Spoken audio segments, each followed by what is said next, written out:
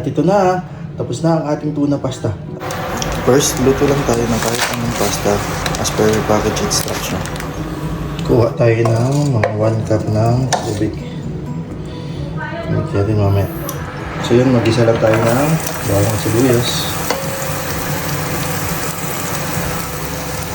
Add tayo ng kamatis. Mga 4 to 5 pieces ng natin.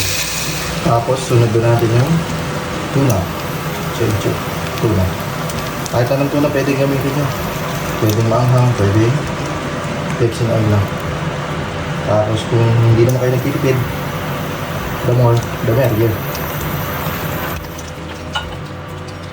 Lagay lang ako ng pasta water natin kanina.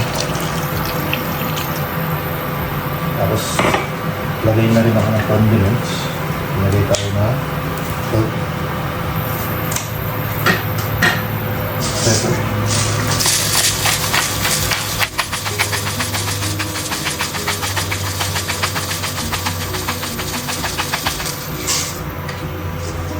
tapos dahil hindi spicy nilagay ko tuna, maglalagay ako ng konting chili powder. Pagkatapos niya, pwede na natin ilagay yung ating pasta.